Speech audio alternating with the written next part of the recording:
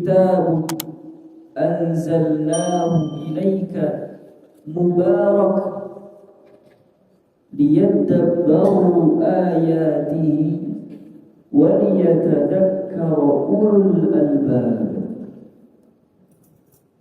Kitab Al-Quran yang Allah turunkan kepada Nabi Muhammad sallallahu alaihi wasallam, yang kemudian Al-Quran itu tertancap di dalam hati Nabi Muhammad sallallahu alaihi wasallam, sebagaimana yang Allah firmankan di dalam surah Asy-Syu'ara, ala qalbika litakuna minal munzirin, bahwa Al-Quran itu diturunkan Allah Subhanahu wa ta'ala, dan kemudian Al-Quran itu tertancap di dalam hati Nabi Muhammad sallallahu alaihi wasallam. Kitab yang Allah turunkan ini adalah kitabul mubarak, kitab yang membawa keberkahan, yang hadirnya adalah untuk kebaikan umat manusia. Karena berkah itu sendiri memiliki makna al-khair. Berkah itu artinya baik. Wa thubutul khair, dan menetapnya kebaikan itu. Thubut, dia tidak akan kemana-mana, sudah pasti itu keberkahannya ada, kebaikannya ada. Wastimrarul khair, berkah itu kebaikan yang terus berkelanjutan, tidak akan ada habisnya. Nah, kapan Al-Quran ini benar-benar bisa kita rasakan keberkahannya? Ada dua di dalam ayat ini yang Allah sampaikan. Kapan Al-Quran itu bisa menjadi berkah? Kapan kita bisa merasakan keberkahan Al-Quran itu? Adalah yang pertama, liyadabbaru ayati. Jadi yang pertama adalah Al-Quran, ia akan terasa keberkahannya kepada mereka yang mentadabburi ayat-ayatnya. Tadabburu ayatnya, karena mereka yang senantiasa mentadabburi Al-Quran, dia memulainya dengan membaca huruf-hurufnya,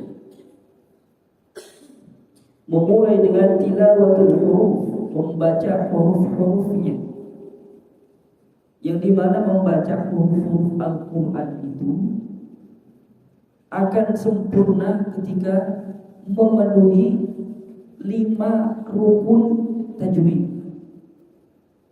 Kita dalam Islam ada 5 rukun Islam. Dalam iman ada rukun iman. Dalam sholat ada rukun sholat. Dalam membaca Al-Quran, membaca huruf-huruf Al-Quran, itu ada 5 rukun tajwid. Karena Al-Quran itu turun sepaket dengan cara bacanya. Jadi tidak asal-asalan Al-Quran itu turun tanpa cara baca, tidak. Al-Quran itu turun sepaket dengan bagaimana cara membaca. Dan sebaik-baik membaca Al-Quran itu adalah yatlunahu haqqa tilawati, membacanya dengan sebenar-benar bacaan, yaitu dengan menegakkan 5 rukun tajwid. Dari mana rumus 5 rukun tajwid itu? Dari seorang ulama yang menuliskan bait-bait tajwid. Beliau berasal dari Mesir. Beliau bernama Syekh Ibrahim As-Samannuni Al-Misri. Beliau sepanjang hidupnya itu sangat sibuk dengan tajwid Al-Quran, dengan qiraat sab'ah, qiraat asyrah, dan seterusnya. Beliau hafal mutun-mutun tajwid, mutun-mutun qiraat. Beliau juga kesehariannya adalah mengajarkan Al-Quran. Nah, beliau di dalam baitnya, bait At-Tuhfah As-Samannuniyah fi tajwidi kalimat Al-Quran, yang menyampaikan 5 rukun tajwid. Arkanuhu ma'rifatul makharij kada sifati thumma ahkamin tajwid wa hakadha riyadatun wal akhdhu 'an afwahi 'arifihi khamsatun ta'in. Belum menyampaikan rukun-rukun tajwid ada 5. Yang pertama adalah mengetahui tempat-tempat keluarnya huruf. Ma'rifatul makharij. Karena tanpa kita mengetahui tempat-tempat keluarnya huruf, maka kita akan sulit membaca huruf-huruf Al-Quran. Kita tidak bisa membedakan huruf-huruf Al-Quran ketika kita tidak mengetahui makharijul huruf. Makharijul huruf detailnya itu disampaikan oleh Imam Ibnu Jazari di dalam baitnya. Beliau menyampaikan makharijul huruf itu ada 17. Ada 17 secara rincinya. Adapun secara umum itu ada 5. Yang pertama adalah huruf yang keluar dari al-jawf. Al-jawf, rongga mulut, yaitu adalah huruf-huruf mad. Huruf-huruf mad itu ada 3 di dalam bait Tuhfatul Atfal karangan Syekh Sulaiman Al-Jamzuri. Hurufuhu salasatun fa'iha,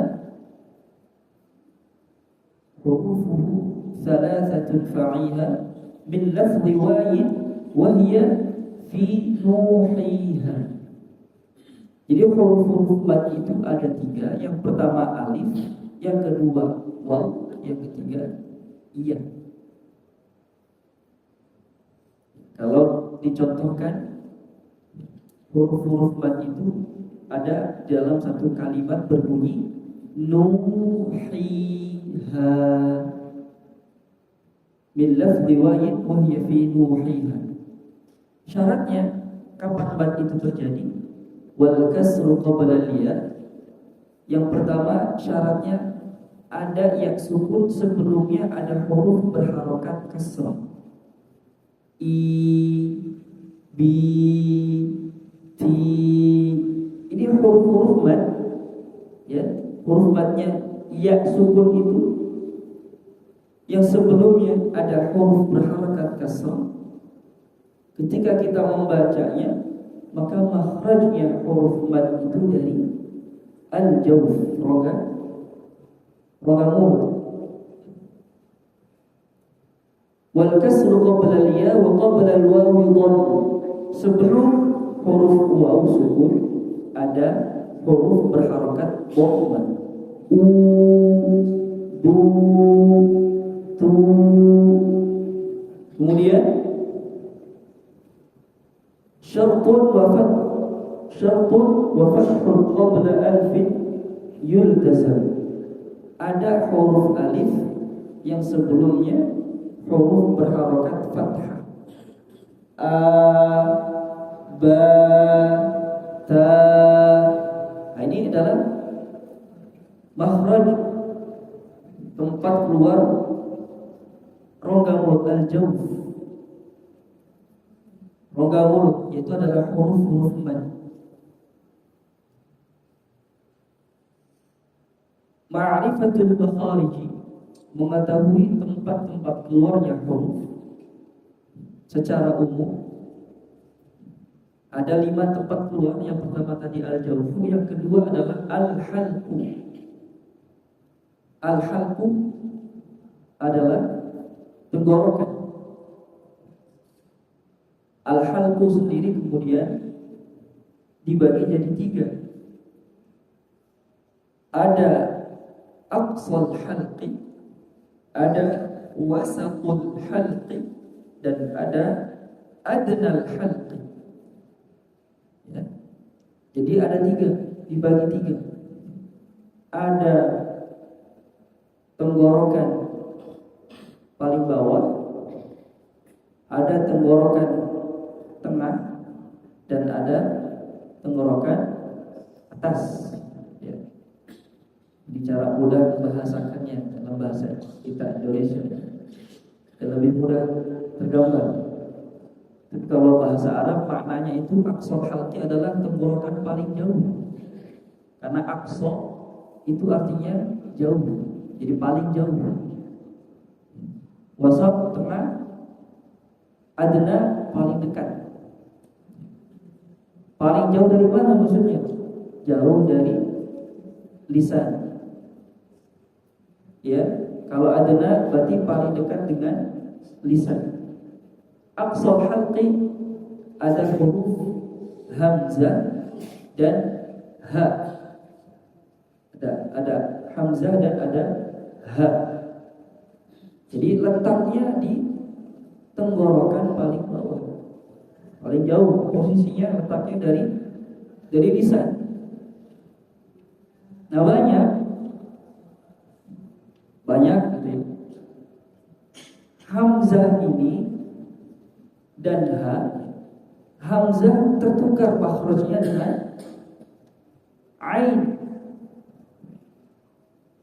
Ya. Harusnya a dibaca a, harusnya ha dibaca ha. Karena memang ain dan ha itu makhrajnya dari wasatul halqi, dari tengah tenggorokan. Tengah. Nah, jadi yang baca hamzahnya masih sampai tengah tenggorokan, maka yang keluar adalah huruf ain. Yang ha-nya sampai tengah tenggorokan, yang keluar adalah ha. Kemudian tengah tenggorokan huruf ha dan a. Yang paling atas ada ghain dan kha. Kha. Ghain dan kha. Jadi ketika ta'awud, ya, ta'awud itu ada hamzah, kemudian ada ain. A'ud, a'ud, a'udzu billahi minasy syaithanir rajim. Kalau hamzah dan ainnya itu, hamzah dan ainnya sama makhrajnya, maka yang keluar akan tidak sesuai. Misalkan hamzah dan ain sama makhrajnya dari tenggorokan paling bawah, maka bunyinya a'udzu. Atau hamzahnya cuma sampai tengah tenggorokan, maka yang keluar jadi a'udzu. Nah, ini adalah ma'rifatul makharij dari tenggorokan. Bagian yang pertama makhraj al-halqi. Yang kedua makhraj al-lisan, itu dari lidah. Secara rincinya yang keluar dari lidah itu ada 10. Secara rincinya ya, ada 10. Yang paling mudah ya, ada lidah depan, lidah tengah, lidah belakang. Nah, lidah yang belakang itu, yang paling belakang ada huruf qaf, qa, qi, qu. Jadi qaf ini makhrajnya lidah paling belakang. Qa, qi, qu. Kemudian setelahnya ada huruf kaf. Ya, maju ke depan sedikit ada kaf, ka, ki, ku.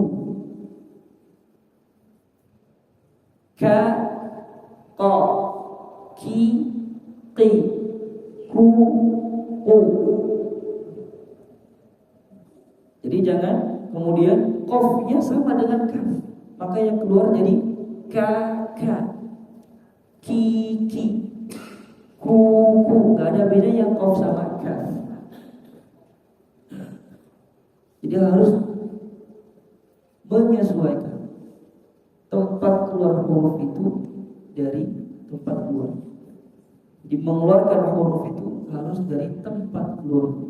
Ketika mengeluarkan huruf bukan dari tempat keluarnya, maka dia yang bunyi, yang terdengar adalah huruf lain. Ya, kemudian ada dari lidah, dari sisi lidah baik kanan atau kiri bersentuhan dengan gigi geraham atas, itu ada huruf bod, ada huruf bod, bo, boi, bu. Kalau susah mempertemukan dua sisi lidah dengan gigi geraham atas, maka boleh salah satunya sisi lidahnya ke kiri yang bersentuhan atau sisi lidah yang kanan yang bersentuhan. Jika memang terlalu sulit untuk mempertemukan dua sisi lidah. Dan huruf bod adalah huruf satu-satunya huruf yang ada di bahasa Arab. Sehingga bahasa Arab itu disebut dengan lughatul bod. Bahasa Arab itu disebut dengan bahasa bod karena memang hanya huruf bod yang ada di bahasa Arab. Tidak ada buku yang judul bukunya adalah lughatul bod. Isinya tentang bahasa Arab. Nah, kemudian dari lidah ada apa lagi? Ada huruf ra. Tengah lidah ada 3 huruf, ada jim, ada shin, ada ya. Kemudian ada la. Kemudian ada nun. Kemudian ada po, da, ta. Kemudian ada vo, sa, za. Ada apa lagi? Ada sod, sin, zai. Nah, ini huruf-huruf yang keluar dari lidah. Kemudian makhraj yang ketiga adalah asy-syafatan.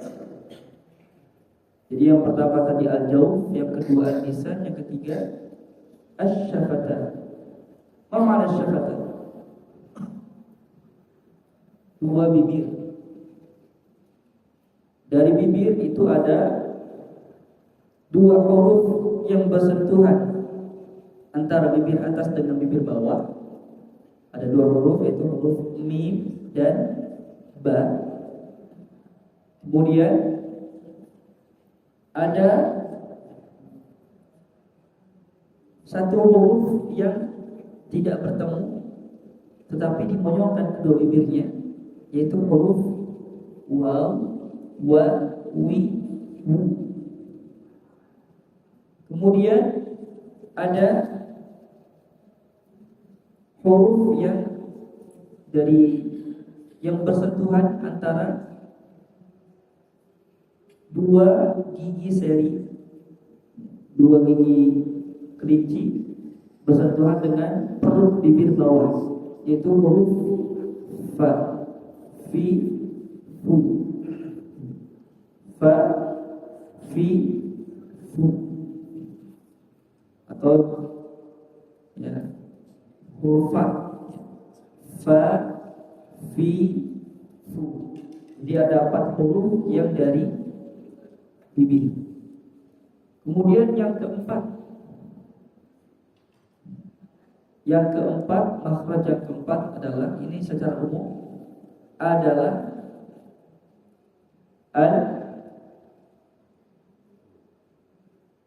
al-khayshu, al-khayshu, yaitu yang keluar dari hidung. Hurufnya yang memiliki sifat gunnah. Ada dua huruf yang memiliki sifat gunnah. Apa? Huruf mim dan nun. Huruf mim dan nun. Selain kedua huruf ini, maka tidak keluar dari hidung.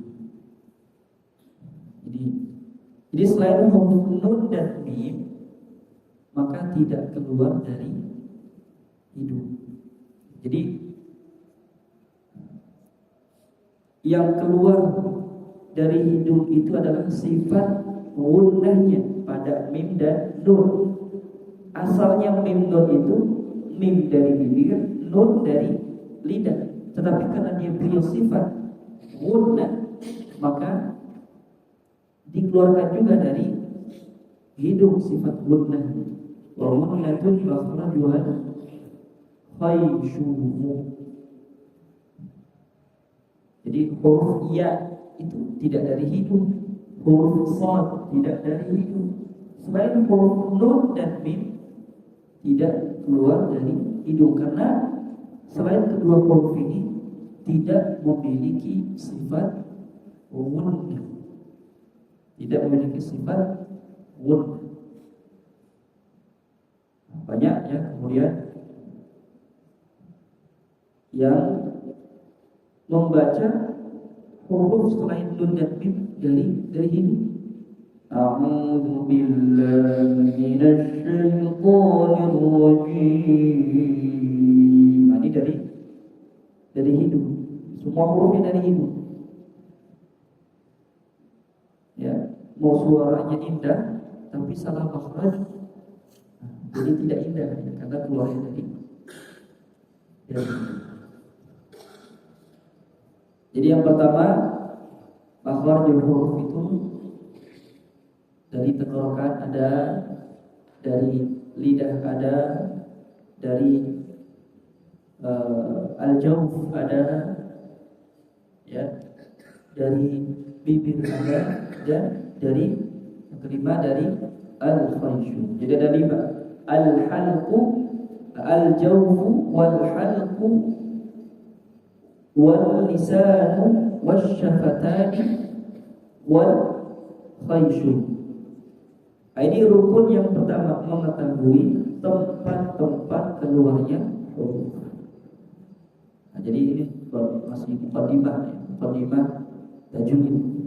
Kemudian rukun yang kedua yang harus diketahui bagi mereka yang ingin menegakkan bacaan Al-Qur'annya dengan tajwid. Yang kedua, as-sifat. Arkanuhu ma'rifatul makharij kada sifat. Yang kedua, mengetahui sifat-sifat huruf. Jadi huruf itu, setiap huruf minimalnya paling sedikit ya, huruf itu memiliki, setiap huruf memiliki 5 sifat.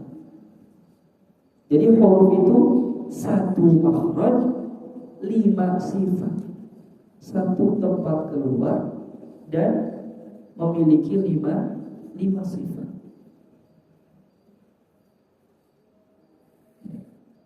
Minimalnya ada yang paling banyak memiliki 7 sifat. Jadi paling sedikitnya 5, paling banyaknya 7. Ya. Sebagian besar 5 sifat. Ya. Dan ada beberapa huruf yang sampai memiliki 7 sifat. Nah, ketika seorang qari Al-Quran, orang yang membaca Al-Quran itu memberikan setiap huruf itu sempurna sifat-sifatnya, memberikan setiap huruf itu sempurna sifat-sifatnya, maka bacaannya sempurna.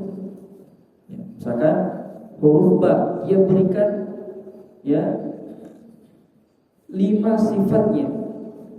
Ketika mutaharrik ketika berharokat, fathah, kasrah atau dhammah. Nah, kalau dia sukun, maka jadi 6 sifatnya. Ada qalqalah. Nah, sifat 6 sifat. Misalkan baknya sukun. Contohnya di surah Al-Lahab. Tabbat yada abi lahabin wa tab. Ma aghna anhu maluhu wa ma kasab. Sayasla naran dhata lahab wa imra'atuhu hammalatal hatab fi jidha hablum min masad. Nah, huruf ba diberikan 6 sifatnya. Ketika sukun maka sempurna. Tapi kalau hanya 5 sifat berarti sekitar 87%. Diberikan cuma 4 sifat, maka berkuranglah kesempurnaannya. Hanya diberikan 2 sifat saja, maka semakin berkuranglah kesempurnaan hurufnya. Jadi setiap huruf minimalnya punya 5 sifat, paling banyak 7 sifat. Secara rinci disampaikan pula oleh Imam Ibnul Jazari di dalam baitnya, sifatuha jahru warifu mustafid munfatihun musmatatu wa qiddafun. Itu ada 17 sifat secara rinci. Ada 17 sifat. Adapun secara umum itu ada 2. Yang pertama, sifat yang tidak memiliki lawan kata, ada 5. Ya. Ada 5 sifat yang memiliki lawan kata. Berarti 5 sifat lawan katanya 5. 5 tambah 5 10. Kemudian yang kedua, sifat yang tidak memiliki lawan kata, ada 7. Jadi 10 ditambah 7 totalnya ada 17 sifat. Jadi makhrajnya ada 17, sifatnya ada 17. Nah, ini rukun yang kedua yang harus diketahui adalah mengetahui sifat-sifat huruf. Di dalam musabaqah, dalam lomba hafalan Quran, baik di tingkat kota, kabupaten, provinsi, nasional, bahkan internasional, itu ada penilaian tajwid. Nah, di dalam penilaian tajwid ada makharijul huruf, poin makharijul huruf, ada poin sifatul huruf. Ketika ada peserta membaca kemudian tidak mengeluarkan huruf dari tempat keluarnya atau tidak memberikan sifat huruf dengan sempurna, maka akan ada pengurangan di poin tajwid. Di tahun 2014 alhamdulillah berkesempatan ikut musabaqah di Masjidil Haram. diikuti oleh 59 negara. Musabaqah hafalan 30 juz Al-Quran. Dan alhamdulillah ya, dari Indonesia juara 3 tingkat internasional. Itu lombanya di Masjidil Haram, pesertanya dari berbagai negara. Dan juara satunya dari Qatar, beliau tunanetra.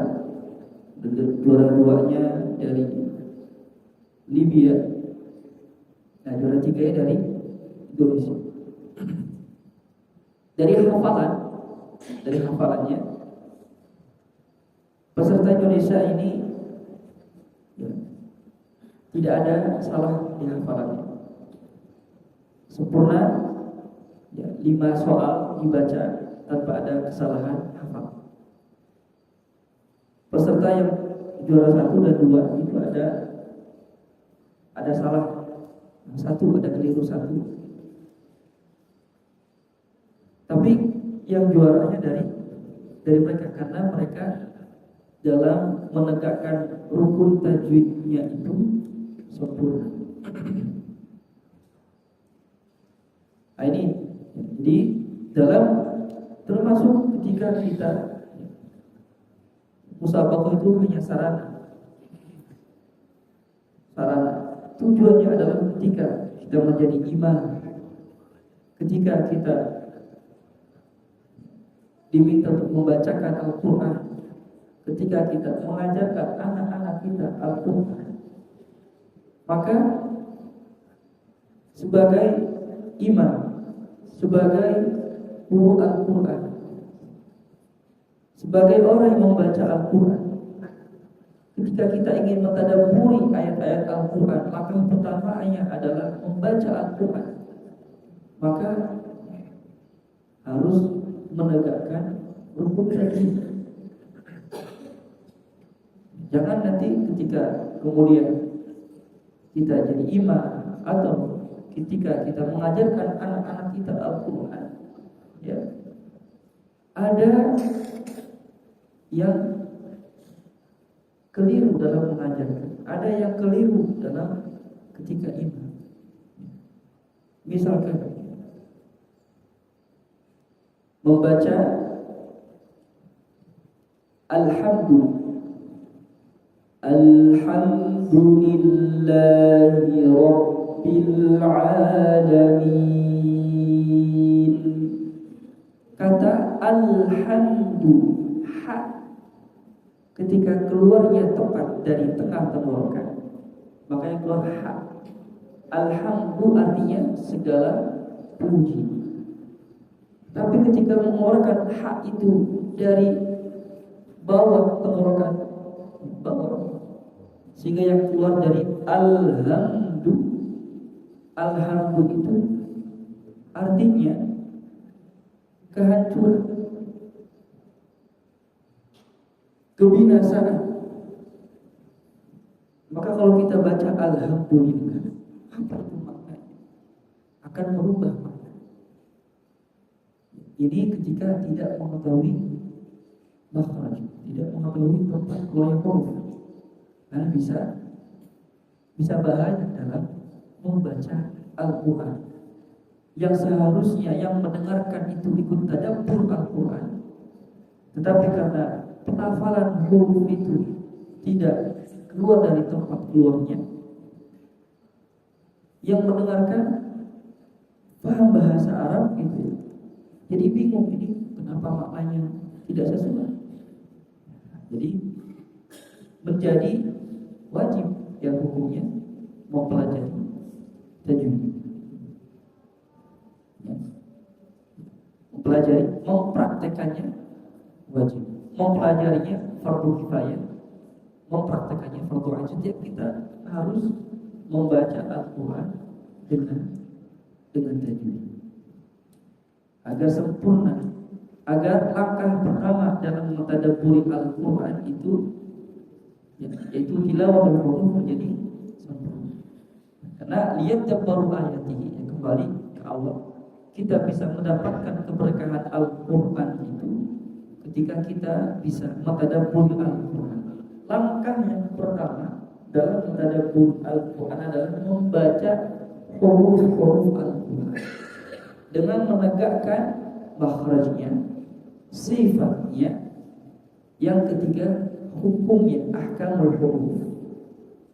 Jadi Imam As-Samanhudi menyampaikan ada 5 rukun tajwid. Yang pertama, makhraj, mengetahui tempat keluar huruf. Yang kedua, mengetahui sifat al-huruf. Yang ketiga adalah mengetahui ahkamul huruf.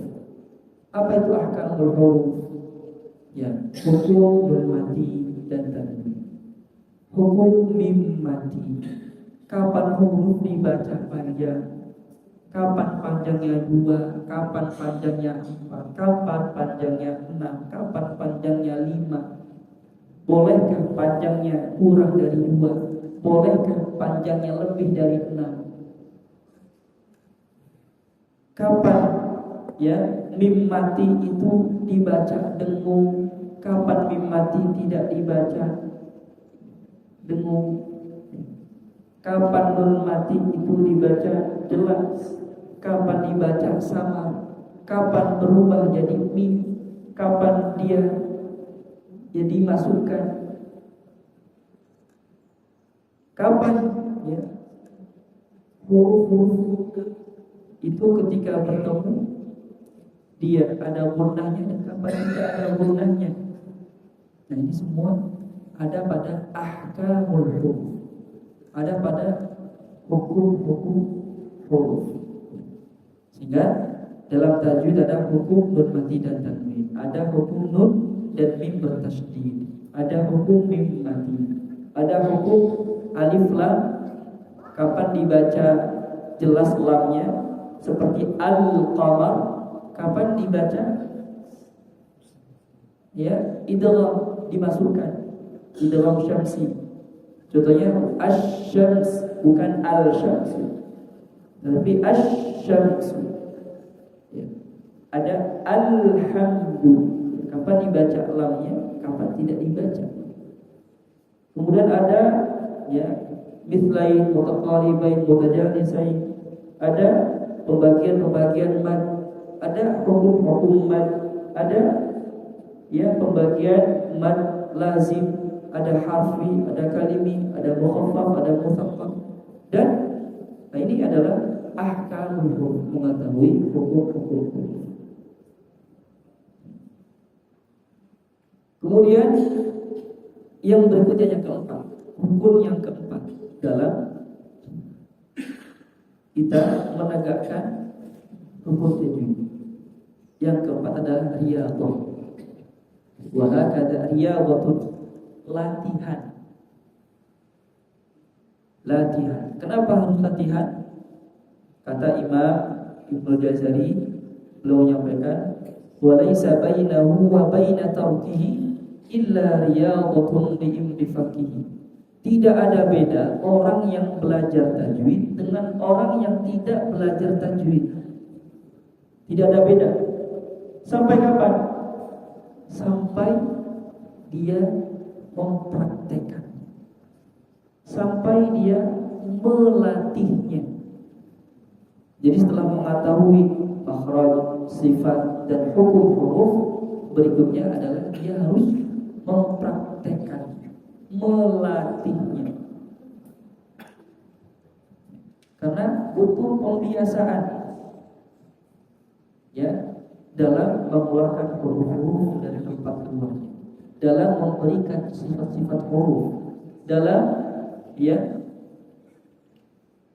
memberikan, menegakkan hukum-hukum huruf.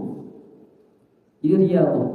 Nah, riyadhah latihannya itu riyadhatun bil fami atau bil fakki wa riyadhatun bis sam'i.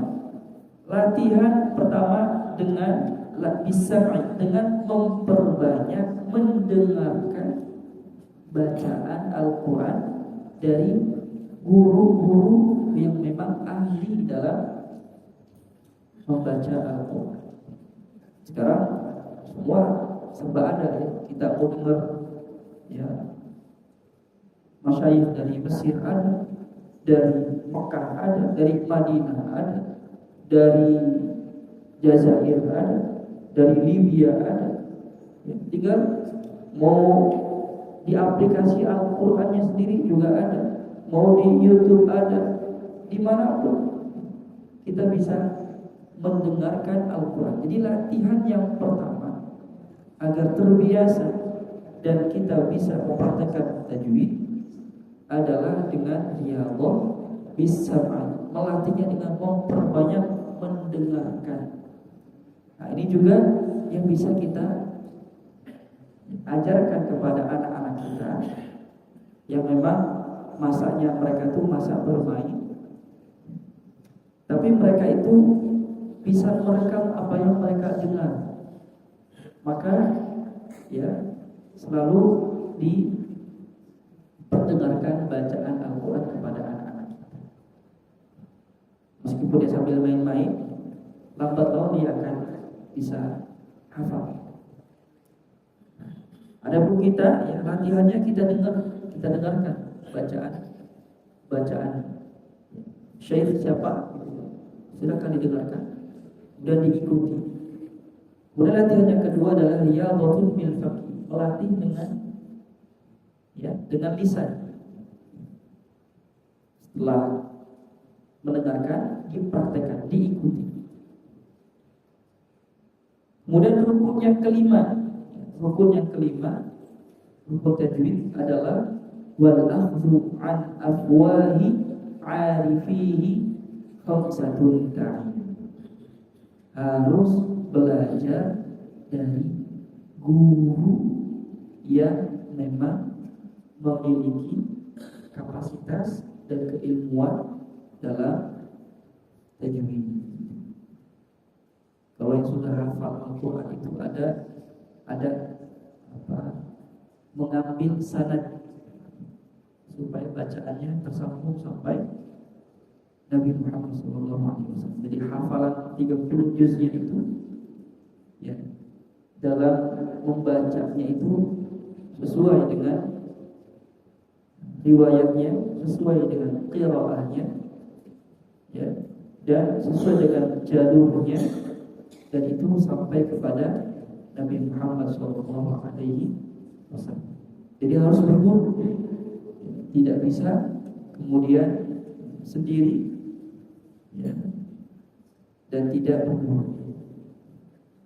Dalam surah An-Nahl dan juga di dalam surah Al-Anbiya, ya, disampaikan fas'alu ahla dzikri in kuntum la ta'lamun. Maka bertanya kepada mereka yang ahli dalam bidangnya.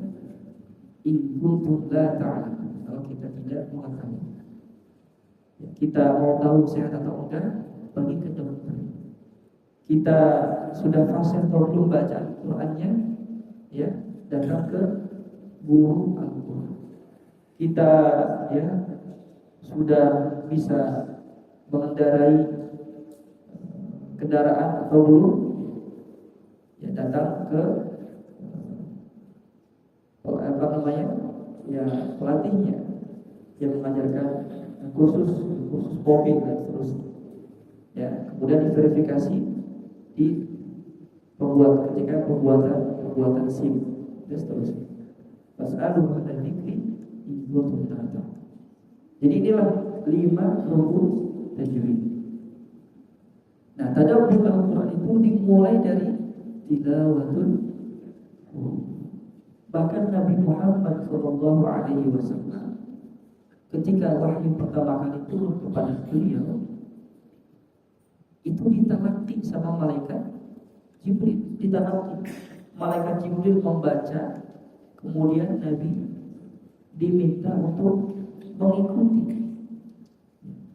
Datang malaikat Jibril, Iqra.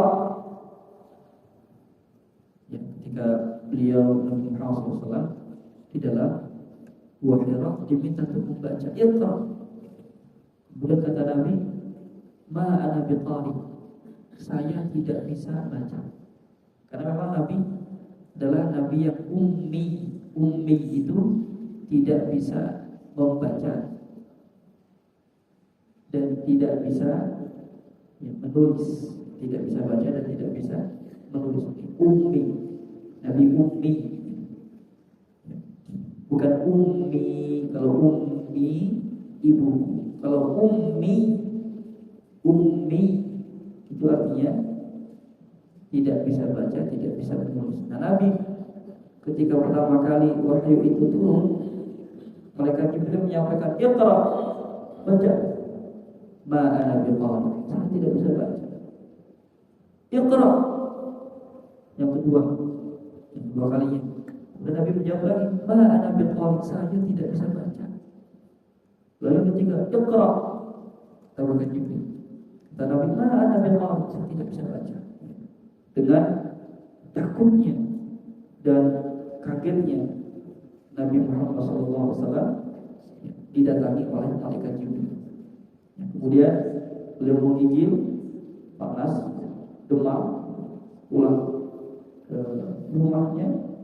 Kemudian disambut oleh Ibunda Khadijah dan langsung diberikan di atas kasurnya, diselimuti seterusnya. Iqra bismi rabbikal ladzi khalaq, khalaqal insana min 'alaq, iqra wa rabbukal akram, alladzi 'allama bil qalam, 'allamal insana ma lam ya'lam. Jadi diajarkan bagaimana membaca Al-Quran. Jadi tidak hanya turun Al-Quran dalam bentuk tulis, Al-Quran itu ditalakikan kepada Nabi, dibacakan. Kemudian Nabi merekam dan Nabi membacakannya sebagaimana malaikat Jibril membacakan kepada Nabi. Nah, ini pentingnya ya, kita dalam tadabbur Al-Quran mulai dengan membaca Al-Quran dengan menegakkan rukun-rukun tajwid. Lalu langkah kita dalam mentadabbur Al-Quran agar kita mendapatkan keberkahan adalah tilawatul makna, membaca makna. Maknanya dari mana kita bisa dapatkan? Dari banyak kitab-kitab tafsir. Kemudian juga dari guru-guru kita yang mungkin sudah terjadwal. Ustaz Abdul Haris, beliau selain membacakan juga ada sisi tadabburnya di situ, membaca makna dari ayat-ayat yang dibaca. Kemudian kita juga bisa buat program halaqah Al-Quran. Halaqah Al-Quran, ada halaqah tahsin, fokus pada tahsin, memperbaiki bacaan Al-Quran. Ada halaqah tahfidz, halaqah menghafalkan Al-Quran. Ada halaqah tadabbur. Ada halaqah tadabbur. Nah, halaqah ini baik tahsin, tahfidz, tadabbur atau tadarus, ini adalah halaqah yang ketika dilaksanakan itu akan mendatangkan 4 keutamaan. Dan ini yang dijanjikan dan disabdakan oleh Nabi Muhammad SAW. Tidaklah suatu kaum di dalam komplek atau dalam satu RT atau dalam satu komunitas atau dalam satu negara atau dalam satu keluarga, dia berkumpul di rumah, di antara rumah-rumah Allah, membaca Al-Quran. Ya, tadi tilawah itu ada tilawatul huruf, tilawatul ma'na, dan tilawah ya, lil hifz, untuk menghafal. Wa yatadarasunahu bainahum, mempelajari isi kandungannya bagi mereka ini. Apa yang pertama? Nazalat alaihim sakinah, turun as-sakinah, ketenangan, ketentraman. Yang kedua, dicurahkannya rahmat. Yang ketiga, dikelilingi malaikat. Yang keempat, diberikan apresiasi oleh Allah Subhanahu wa taala dengan menyebutkan, memperkenalkan orang-orang tadi yang duduk di halaman Al-Quran, dikenalkan kepada makhluk-makhluk Allah yang berada di sisinya, dan kemudian mereka mengenal nama-nama hamba Allah yang duduk di halaman Al-Quran. Dan ketika makhluk-makhluk Allah yang terbaik ini mengetahui, maka mereka akan beristighfar, memohon ampunan kepada Allah untuk mereka-mereka yang duduk di halaman Al-Quran. Ya meskipun ya barangkali di halaman Al-Qurannya, di halaman tahsinnya ngantuk-ngantuk tidur, atau ya sekedar duduk yang belum bisa sama sekali baca Al-Quran, mendengarkannya saja sudah berpahala.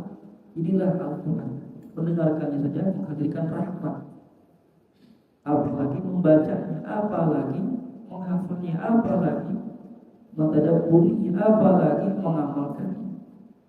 Membaca Qurannya saja pun juga, ketika membaca Al-Quran di dalam sholat, itu nilai pahalanya 100 kali lipat.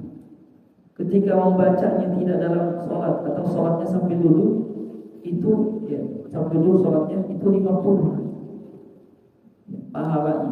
Ketika membacanya dalam keadaan berwudu di luar sholat, nilai pahalanya 25. Ketika membacanya tidak dalam keadaan berwudu, maka nilai pahalanya 10 kali lipat.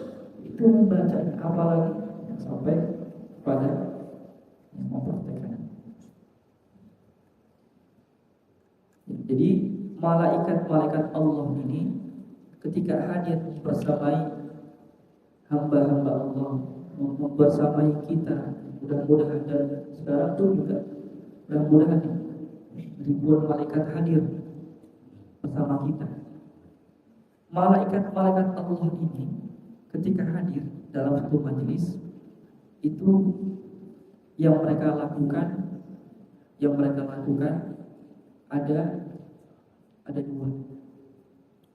ada dua yang mereka lakukan. Yang pertama, mereka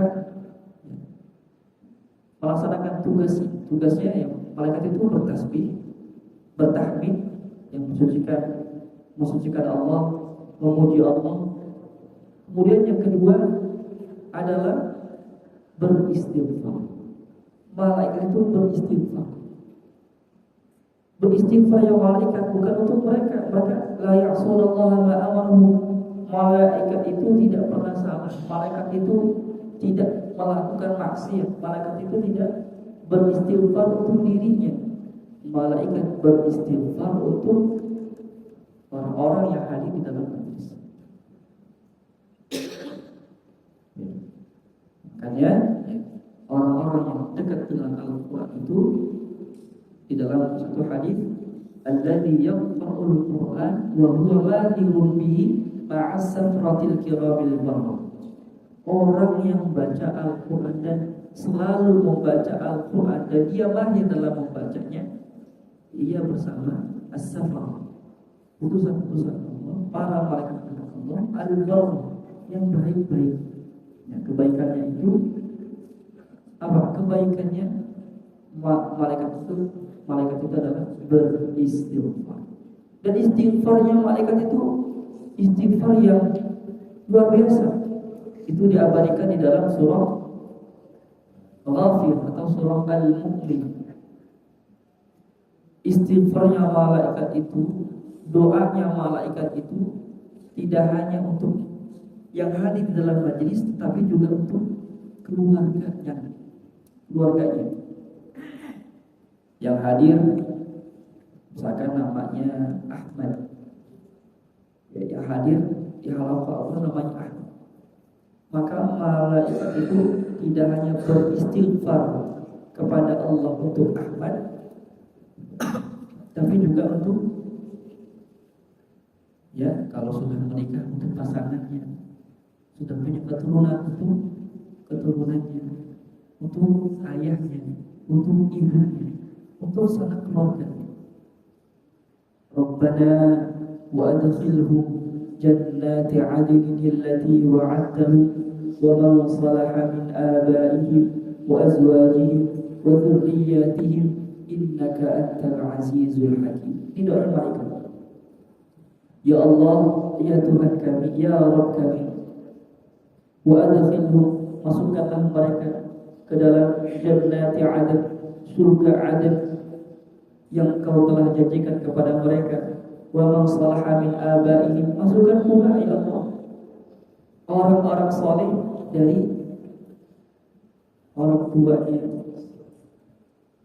wa azwajihim, dari pasangannya, wa dzurriyyatihim, dan dari keturunannya, masukkan ke dalam surga. Jadi sepaket ya, tidak hanya Ahmad tapi juga untuk kedua seluruh. Nah ini ketika kita membaca Al-Quran, maka banyak sekali kebaikan-kebaikan yang bisa kita dapatkan. Dan sebagai penutup, di dalam surah Al-Imran juz 4, Allah Subhanahu wa taala telah mengabadikan satu generasi terbaik, yaitu adalah generasi sahabat-sahabat Nabi Muhammad SAW. Ayat itu berbunyi kuntum khairu ummah, kalian adalah sebaik-baik umat yang pernah muncul di muka bumi. Itu generasi sahabat. Mereka menjadi generasi terbaik karena dekatnya mereka dengan Al-Quran. Maka kita ketika mengharapkan kita bisa menjadi generasi terbaik, atau anak-anak kita menjadi anak-anak yang terbaik, maka dekatkanlah mereka dengan Al-Quran.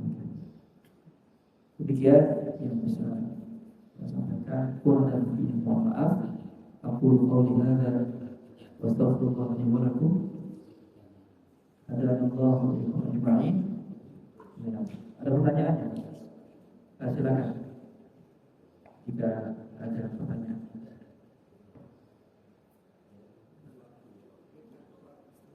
Ya? Silakan. Enggak apa?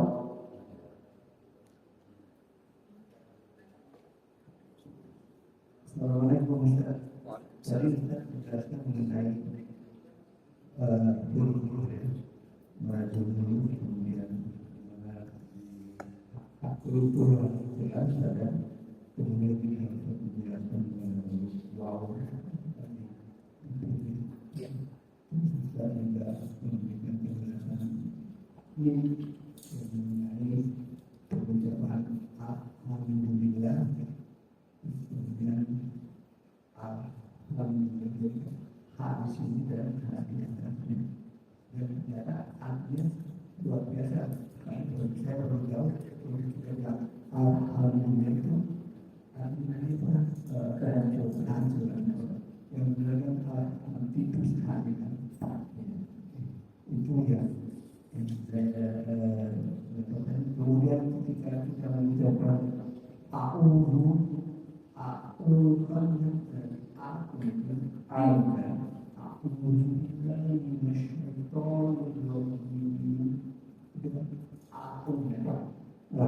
saya yang ingin mengkaitkan pengucapan untuk ini dari penjelasan kita kan sholat kita doakan itu 7 kali takbir.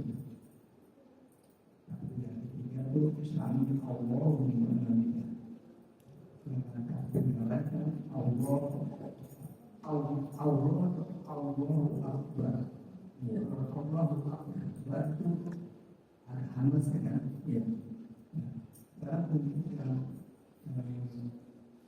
pengucapan Allahu Akbar itu yang saya kadang-kadang kalau dilihat sholat bisa mengucapkan Allahu Akbar, tapi ketika suara saya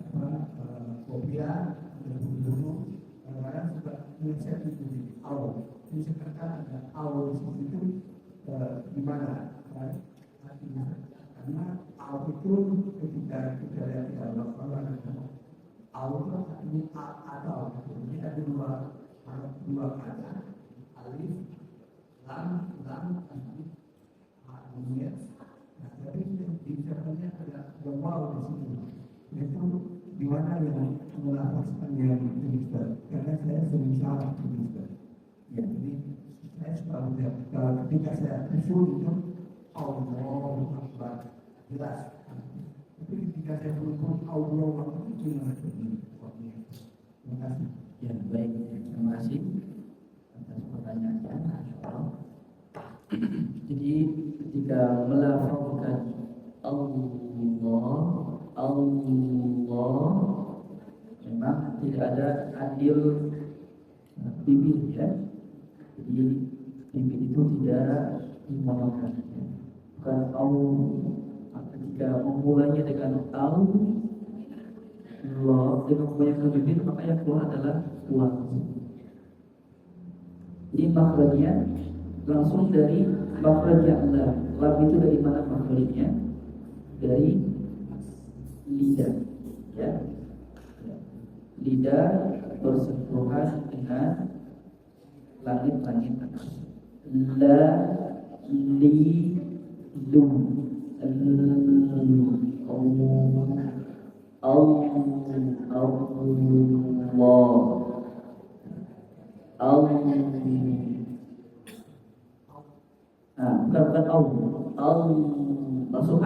langsung Allah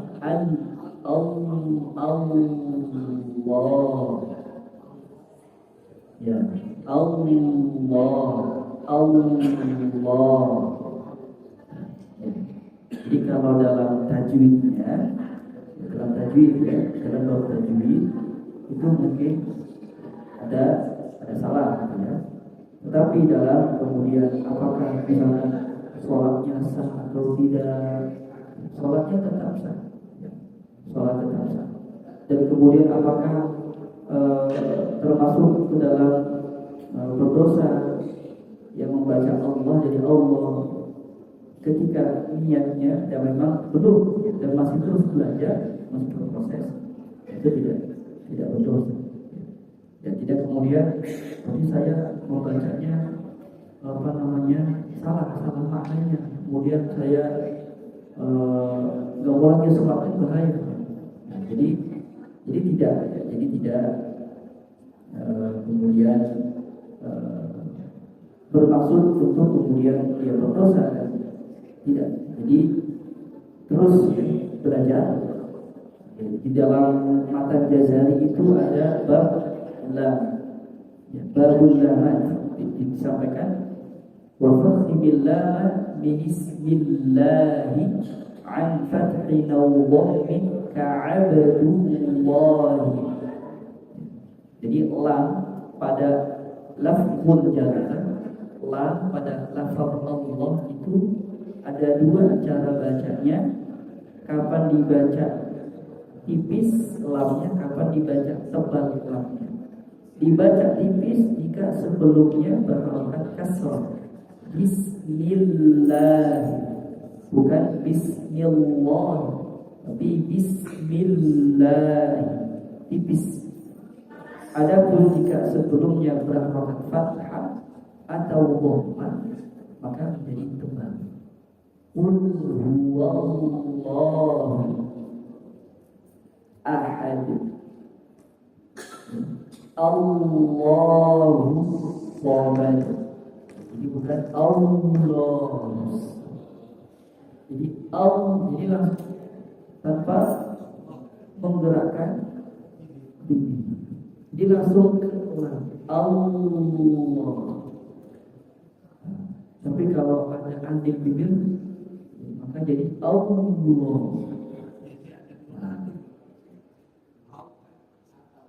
Iya. Iya. Kalau kamu bacanya Allah itu Allahu ya. Atau miliknya. Ya, atau miliknya itu dalam bahasa Arab ya. Tentu ya tidak sesuai. Ya. Allah. Jadi terus ya terjadi. Dan kata Nabi dalam satu hadis, orang yang membaca Al-Quran dan dia masih terbata-bata, masih sulit dalam pengucapannya, dalam mempraktekannya, maka tetap baginya dua pahala membacanya dan pahala dia terus berusaha belajar, berusaha mempraktekkan, dan berusaha membaca. Ada nomor Allah. Assalamualaikum warahmatullahi wabarakatuh.